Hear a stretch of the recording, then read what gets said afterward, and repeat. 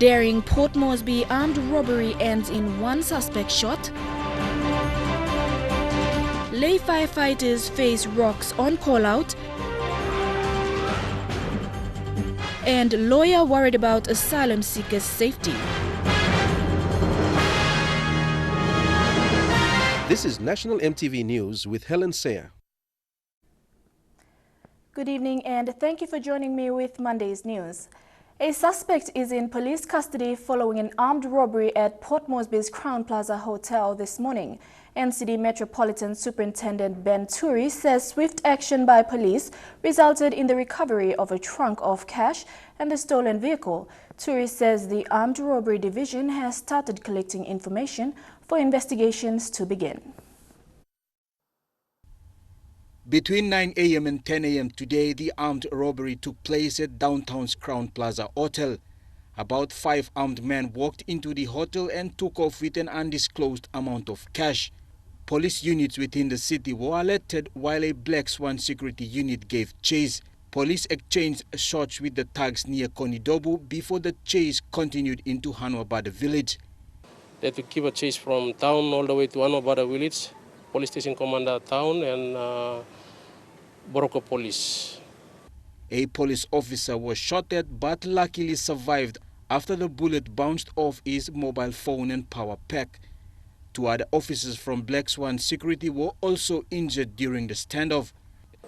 Our policeman will be getting counseling for the bullet through his mobile phone. So otherwise, he's a young policeman, but he's safe. So the 2 of his mobile phones saved his life. Otherwise, it will go through his lungs. The suspect caught is now in police custody and will be questioned. Police say other suspects are known. Now we're going through the files. Investigation will continue by armed robbery. So the other suspects are known now. And this famous one will be interrogated. The stolen vehicle and an undisclosed amount of cash is in police possession for investigation. Meanwhile, police are calling on business houses to be wise when moving cash around the city. Jack Lapave, Junior National, EMTV News. The Lay Fire Station Commander Bal Kenna has condemned an attack on firefighters last night during a fire call at the 4 Mile area. The 6-man crew traveling in Lay's only fire truck were pelted with rocks when they arrived to put out a fire. None of the men were hurt in the attack, but this is the 3rd such attack on a fire crew in 12 months, prompting the fire station commander to put a temporary stop to fire calls in the Miles area. At about 9 p.m. last night, firemen received a report from members of a security company that a building was on fire in the Miles area. A fire crew of 6 members responded, but when they arrived, the crew was pelted for several minutes by residents. Stone fly along 2+ both sides of the road. Them come some rain and come some narrow street. The crew remained in the vehicle as the stoning continued.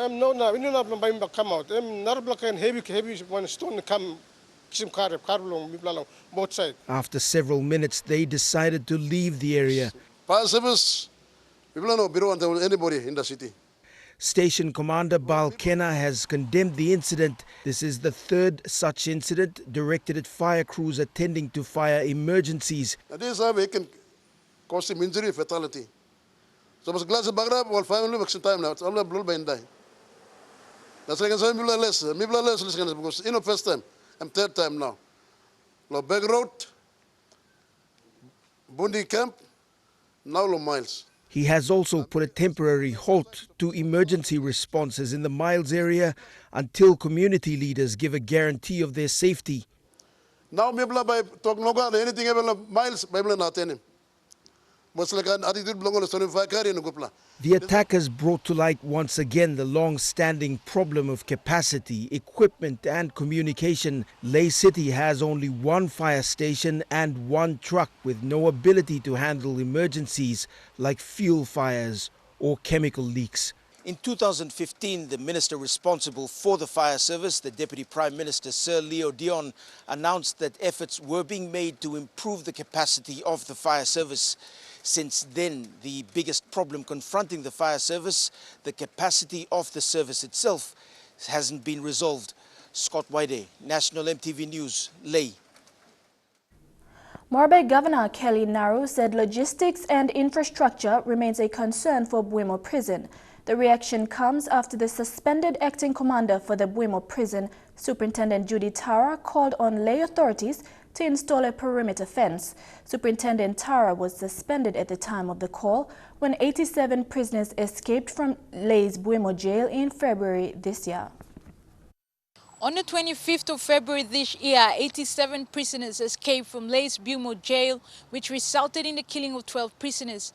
68 were remandees and the other 19 were convicted prisoners. The perimeter fence was a priority highlighted in previous reports, as well as an investigation that happened after the prison escaped this year. On Friday, Governor Kelly Naru said no specific request was given for a perimeter fence and that the Ley district was also working to get funding. Call for a perimeter fence was seen as a priority after the prison breakout in February. Meanwhile, the Commissioner for Correctional Service, Michael Waipo, says the provincial government said to assist in funding the perimeter fence, but nothing has been done. Julie Badui Owa, National MTV News, Ley. A man was arrested and detained by Payan police in Southern Highlands after he was caught smuggling 3 kilograms of marijuana into Porgera.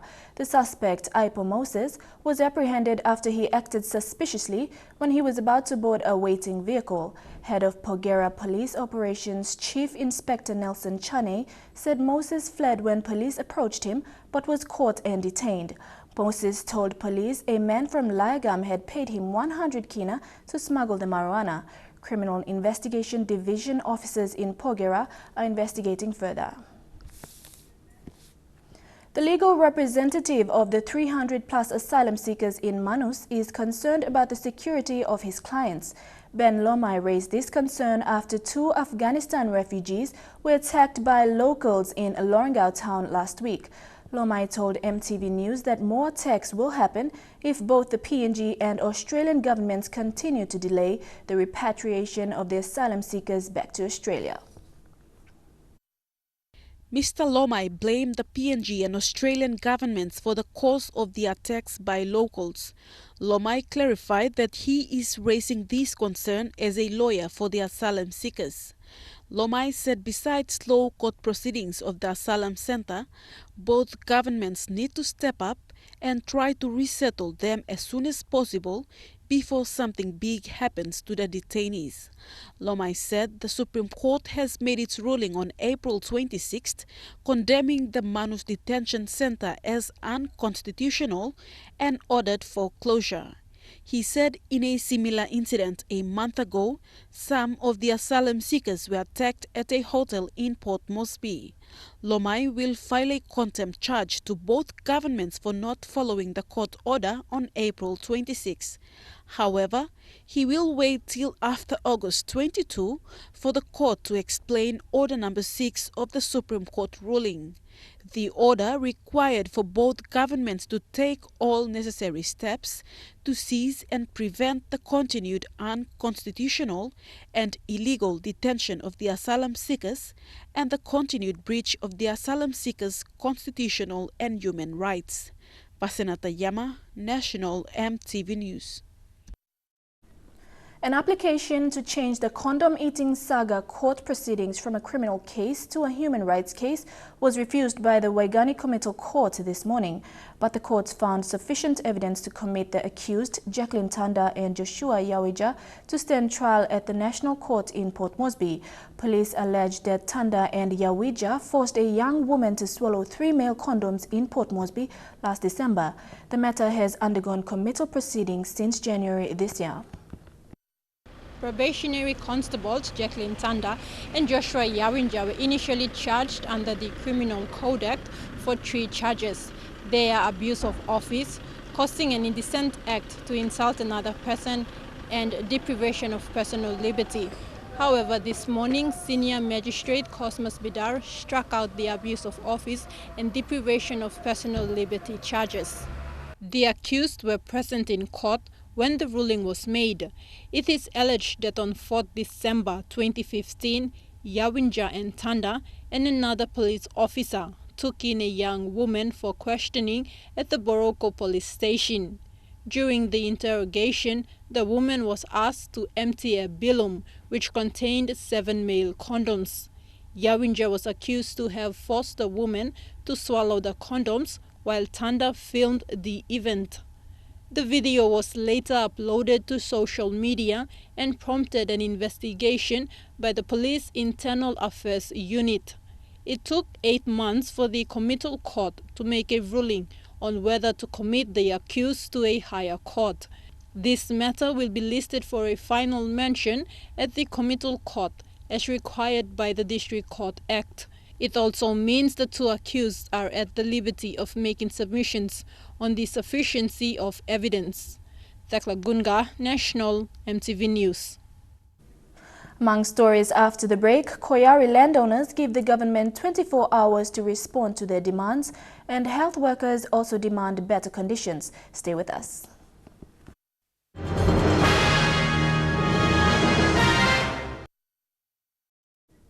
Welcome back to the news.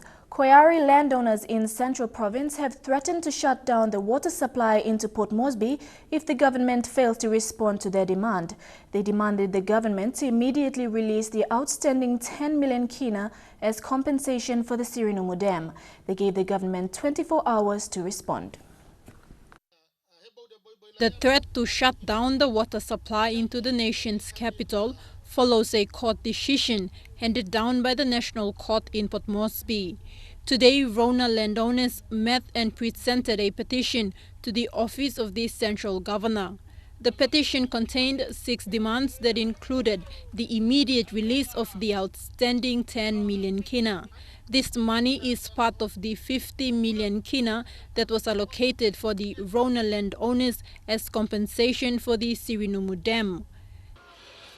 Disseminate the disappointments and the concerns of the landowners after so many months of going through a court process. And then is it a court actually applied law to how we actually got these things out? So the same demands were presented early this year, but the landowners claim there was no positive response from the government.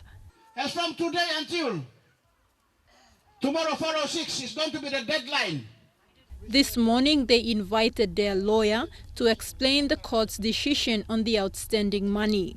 It was explained that the National Court had ordered the committee responsible to meet and discuss on how the money will be spent.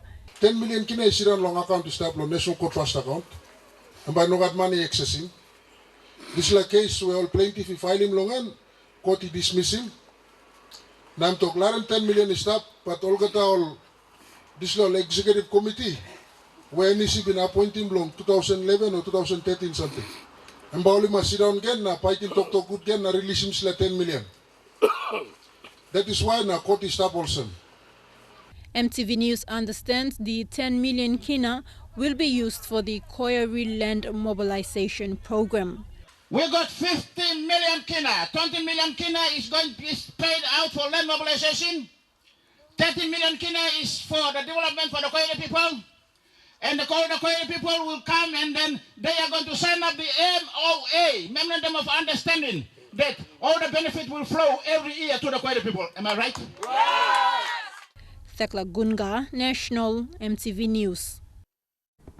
The PNG Health Support Workers Association has given the Department of Personnel Management a 14-day grace period starting last Friday. It has been 1 year and 5 months since the non-clinical workers submitted their log of claims.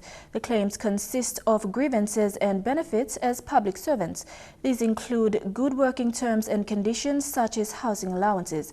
They claimed they have been treated unfairly by the Personnel Management Department. My deadline for the last 21 days is now, I'm on a grace period, and I'm now telling you whether I conduct a secret ballot or I will definitely call a stop work, indefinite. My members nationwide are already on their toes. They are prepared to go off. And the main things that we will be shut down are the salaries. There won't be any pay for all the health workers. All accountants will be off. All our medical supplies will be stopped. And all transfers will be grounded. We can't now do any work because all these works have been handled by the non-clinical. A businessman is calling on nationals not to sell state land to foreigners. Money Talks Limited Managing Director Matthew Minape says authorities must regulate this trend as it is becoming more obvious. Minape made this statement following his court victory in a 6-year court battle over a portion of land in Port Moresby. Lay businessman Matthew Minape is no stranger to court battles regarding land titles. On Friday, the court ruled in favor of his company United PNG Holdings to develop portion 2353, a landmass of 3.7 hectares along the Waigani Drive. We are at peace that we will proceed with our development plan and development plan that we have. We have all the plans that we have that we will submit in the next month or two to the authorities like Building Board and Physical Planning Board and CDC to consider the applications through the normal process. In his statement to the media, the businessman voiced his concerns over nationals applying for land titles before reselling to foreigners. He says reselling of land to foreigners for development must not be entertained by authorities. Why by people selling to Hong Kong now, all foreigners? They got to come at least. Because people are selling to people go where? This is my challenge to other Papua New Guineans. You own the land, you develop it.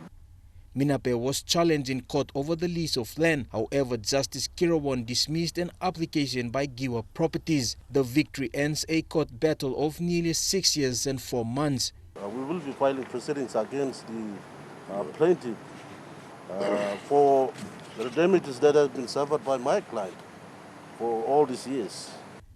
Speaking on his court victory, Mr. Minape said the property will be developed into a commercial area. Jack Lapave Jr., National EMTV News. Leaking sewage in a Lay community is becoming a health hazard for its residents. It is affecting the operations of a clinic and a primary school. A water PNG facility used to pump waste from 3 tinned fish processing facilities in Malahang had spilled over during maintenance and is flowing through an open drainage, emitting a foul stench.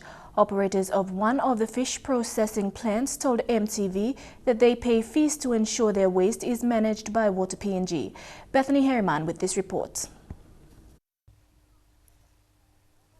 Butibam Clinic sits opposite this drain, where much of the waste and stench comes from 3 fish processing plants.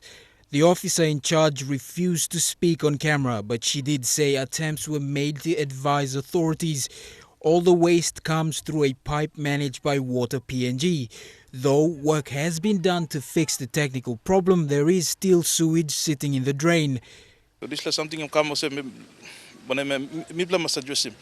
doing the best I can. Underneath the current situation with the official government, I cannot draw my own funds to put him. So I think the people also go back and talk to the line where online will provide him the service. Water PNG, please, you must look in and you make him do something. Slowly local problem lo pipeline lo PNG water sol wakim na all smell will come up so. I think more good to PNG water can come if can walk on them. The waste had also flooded the Butibam primary school grounds. When it rains, teachers' houses are affected. Students get infections and the school has closed down many times. We sent students home. I tried to get the health inspector to come in, but the health inspector told me that it is a very long process. The Butibam clinic is less than 10 meters away from the drain. When it floods, it spills over to the yard. Recently, gravel was added to save patients who come for treatment. A senior executive of Water PNG, Wally Spingin, says that the remainder of the sewage water are from maintenance that happened at the pump area. He said the company will be throwing gravel to hide the stench and the sewage water. He also confirmed that they were landowner issues, but with the help of senior statesman Sir Nagora Bogan, it has been resolved and Water PNG has maintained the pumps. Another executive of a fish processing plant that processes both tuna and mackerel in Malahang told MTV that they pay fees to Water PNG to manage the waste. Bethany Harriman, National EMTV News, Lay. Engau General Hospital CEO Dr. Christopher Kenny says the hospital's accident and emergency unit has enough medical practitioners and consultants to assist patients. He added that emergency services are provided and patients are treated accordingly. Dr. Kenny has made these remarks following a number of allegations of poor service by members of the public.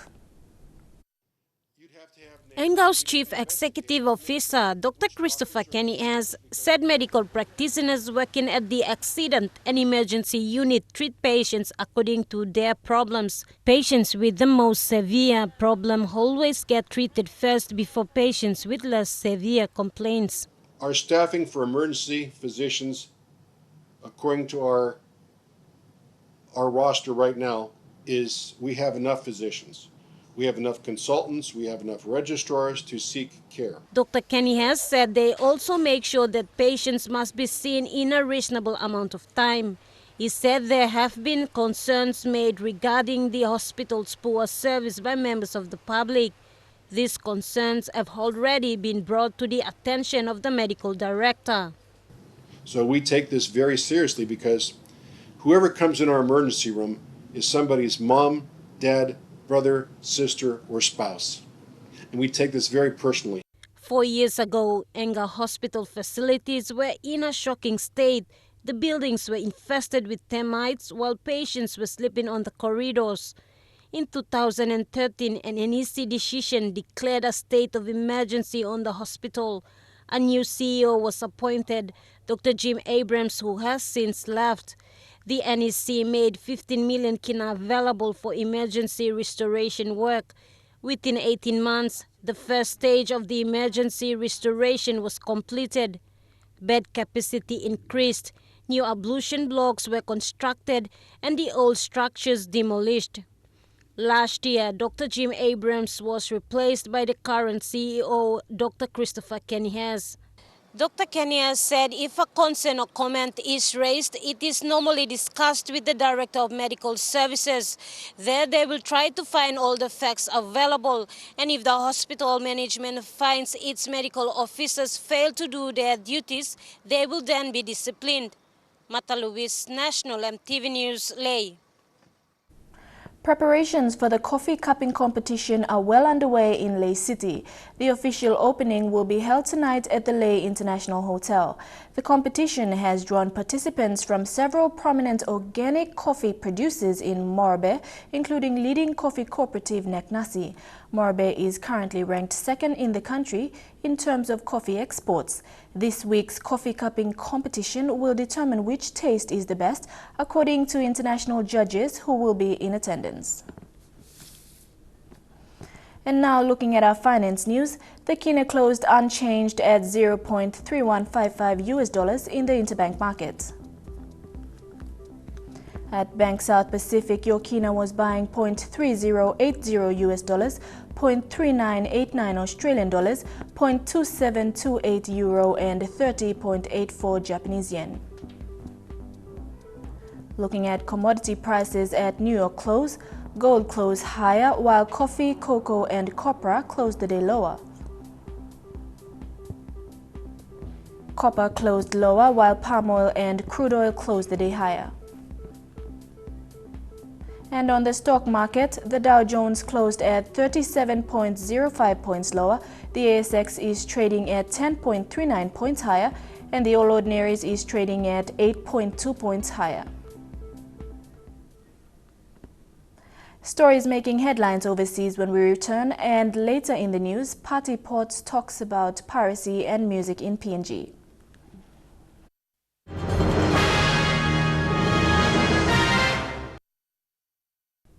Welcome back to the news. Turning overseas, in Honduras, 8 people were shot dead by unknown assailants early yesterday on the outskirts of the country's capital city.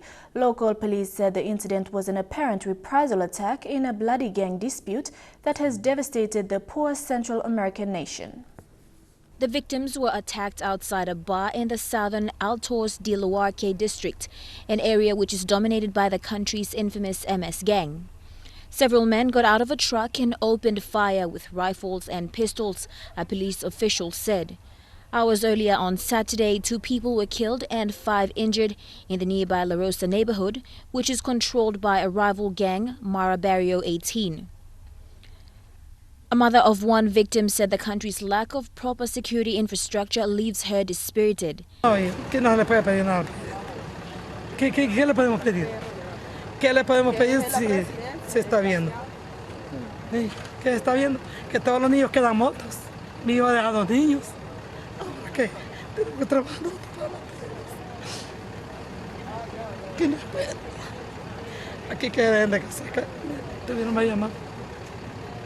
The gangs, which are involved in extortion, drug dealing and contract killings, are fighting over the control of neighborhoods in major cities across the country, where the homicide rate last year was 60 deaths for every 100,000 people. Lorraine Gabina, EMTV World News. A Hong Kong court sentenced student activist Joshua Wong to 80 hours community service along with 2 others in relation to the 2014 pro-democracy protests. Wong said it would not deter him from fighting for democracy in the future. Wong, 19, was among a small group of activists who stormed into a fenced-off area in front of government headquarters called Civic Square, sparking a standoff with police that lasted the whole night. The incident helped trigger the massive umbrella movement that brought major roads in Hong Kong to a stop for nearly 3 months in a push for full democracy. The protest proved to be one of the boldest populist political challenges to Beijing's Communist Party leaders in decades. 2 other student leaders were also sentenced in a district court in connection with the Civic Square event. Alex Chow, who was found guilty of unlawful assembly, was given a 3-week prison sentence but granted a reprieve. He said the sentence should be a wake-up call for the Hong Kong government. It is also a very important principle that should be brought to the political area. Especially it is an advice to the government that they should really think about why Hong Kong people, especially the youngest, are advocating self-determination or even Hong Kong independence. It is not out of nothing. It is out of their frustration and their hope for a better Hong Kong, a more liberal Hong Kong, a more democratic Hong Kong, a more just Hong Kong. Melissa Gaviro, EMTV World News. U.S. presidential candidate Donald Trump is comparing the fight against ISIS to the Cold War. He says he will outline his strategy for victory in a speech tomorrow. Donald Trump likes to talk about ISIS. The barbarians of ISIS. We have to get ISIS. We will defeat ISIS. We have to knock out ISIS. His most recent comments about the terrorist group included this suggestion, linking both President Barack Obama and Hillary Clinton to the birth of ISIS. ISIS is honoring President Obama. He is the founder of ISIS. He's the founder of ISIS, okay? He's the founder. He founded ISIS. And I would say the co-founder would be crooked Hillary Clinton. Whether or not he believes Obama and Clinton are the co-founders of ISIS, Trump seems confident he's the expert on the terror group. I know more about ISIS than the generals do, believe me. If that's true, then why would he have said this? We don't even really know who the leader is, Brett. Trump has suggested several different ways he'd handle the terror group. First, warning ISIS their days are numbered. I would bomb the out of them.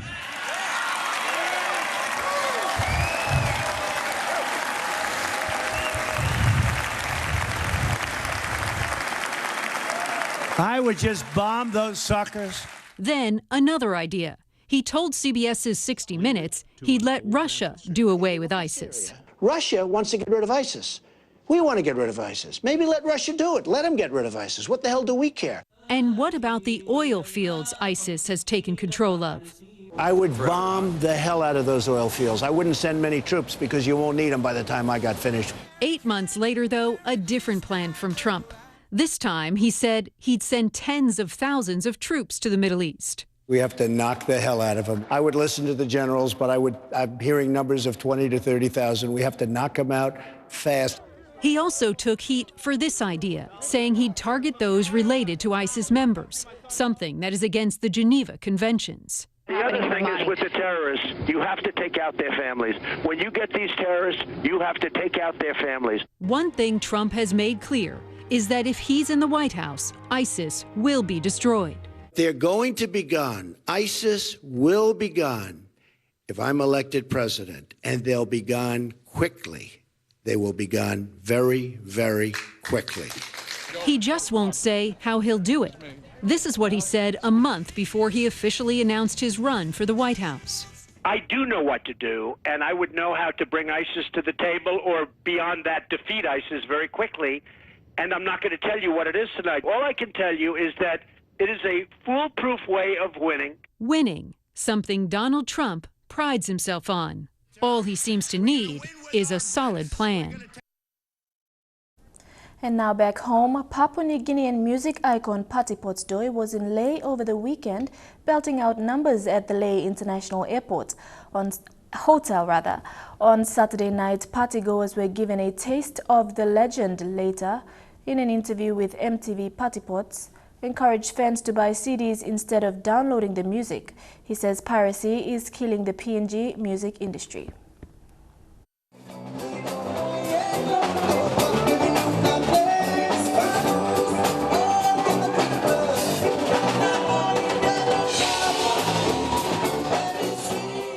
Lae doesn't always come alive like this on Saturday nights, but on the weekend, Patti Pottsdoy was in town. After 7 years, and the legend was in Lae to play some of his hits, and it wasn't a disappointment. MTV spoke to Patti Potts during his break. The Papua New Guinean music icon's message to fans was to go out and buy the CD and not download it for free. Instead of me copy molo, share molo, work do me play, good molo, me respect him, like can buy copy blue, so me can benefit lo out of me so because me play work him one song or one album lo 4 weeks, almost 1 month, 1.5 months na. Ben money work him the solo game copy lo second sem big lo work me play wasted song. I think good lo all money must respect him work do me play na me can benefit lo. The PNG music industry is struggling because of rampant piracy. The music icon hinted that there could be a new album, but he also said he was not on tour. Bethany Harriman, National EMTV News, Lae. Trukai Sports is next. Hunters Centre Thompson Tete is out for the rest of the Interest Super Cup Challenge and our update on the PNG Games. Don't go away.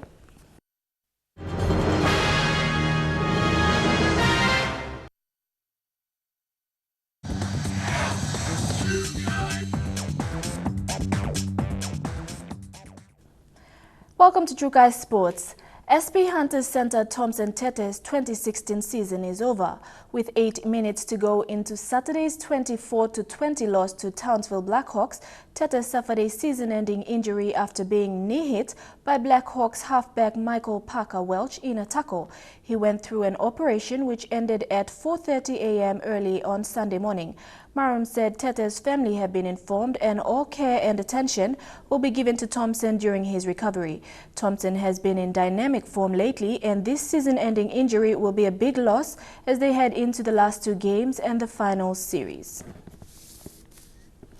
To our update on the PNG Games, 31st of this month is the deadline for the submission of names set by the PNG Games Secretariat for all participating provinces to comply with. Team Central submitted the number of athletes taking part and is now working towards submitting names in the final entry. With the Games just 2 months away, the 31st August deadline for the entries by names for all provinces participating is now crucial, as this is the last requirement all have to abide by. And Team Central has already complied with all other requirements. They will participate in 18 of the 24 codes. Central Province Sports Coordinator Henry Cavana said team preparation is on schedule, however more financial support is needed to cover all expenses. We need the support of the business houses and also our prominent individuals from Central Province, They should get pride of the provincial team, and those people who are in higher offices should at least attend our corporate dinner and sponsor our teams when they go for training and all that. Other provinces have not confirmed the scope of the participation in the Games as yet. PNG Games Sports Director John Susuve, in a previous interview with EMTV Sports, said abiding by the deadlines makes it easy for the organizing committee and the Games Council to organize all 22 provinces before the start of the Games. And on 31st of August, that's the close of accreditation. No more accreditation reporting or exporting or whatever information. We are now going to go into the process of printing.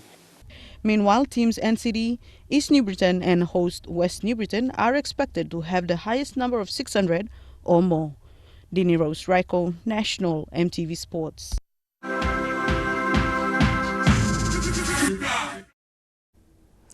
Welcome back to Trukai Sports. A billiards and snooker referees course started today in Port Moresby at the Lamana Q Club. Adam Weird from the Australia Billiards and Snooker Association arrived in the country yesterday to conduct the week-long course.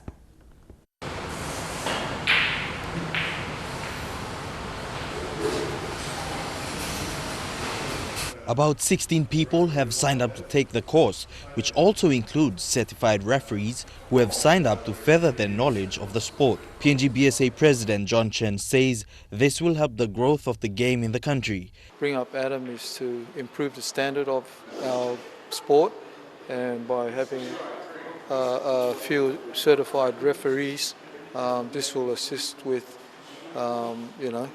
improving the game, improving the sport, and getting players to understand the rules and regulations properly. Examiner Adam Wyatt, apart from being tournament director of various Australian Open Championships and Oceania titles, is familiar with PNG. 2009 Oceania, we held a couple of courses, and also before 2013, and I think probably another time. But yeah, this is probably the second time Adam's come up here to do the course. Throughout the week, Wyatt will be going through all aspects of the game. All of the rules of the game, so there's a theory element and then also practical, so on the table, learning the correct terminology of the game and where, even it comes down to where the referee stands, and then at the end of the week we have an examination. Wyatt's visit was made possible through the support from Lamana Hotel for the accommodation and Pacific MMI. Elijah Levet, National EMTV Sports. And that ends Trukai Sports. The weather details when we return. Trukai Sports.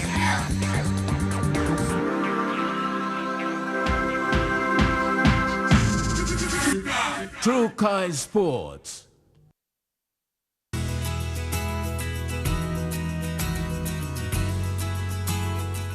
Weather forecast for tonight and tomorrow in the southern region, mostly fine in Port Moresby and Popondetta, fine in Daru, shower or two in Kerma and Alatau. In the Momasle region, showers then clearing in Ley and fine in Medang, Wewak and Vanimo. In the New Guinea Islands region, fine in all centers. And in the Highlands region, a shower or two, then expected morning fog in all centers.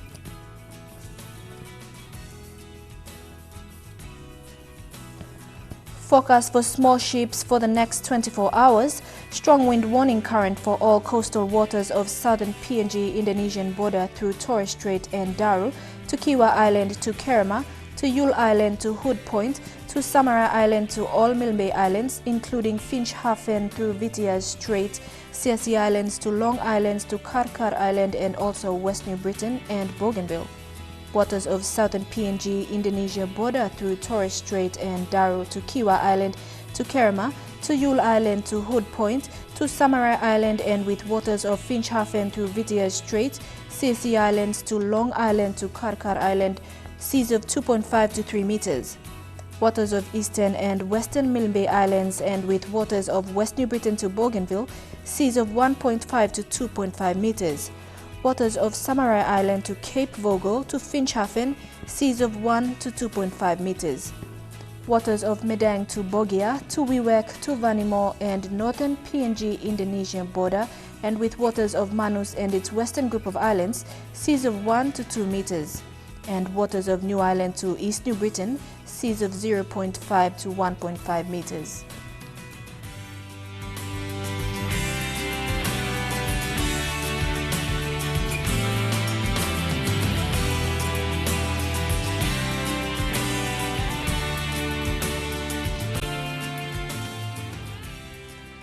Ocean forecast for PNG areas. In the Coral Sea, seas rough with southeast winds at 25 to 34 knots.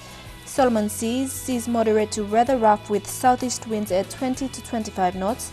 Bismarck Sea, seas moderate to rough with southeast winds at 20 to 34 knots. And in the Pacific Ocean, seas slight with southeast winds at 10 to 15 knots. Now recapping our main stories for tonight. Daring Port Moresby armed robbery ends with one suspect shot. Lay firefighters face rocks on callout, and lawyer worried about asylum seekers' safety. And that's the news, sports and weather for tonight. On behalf of the entire news team, I'm Helen Sear. Pleasant working week. Good night.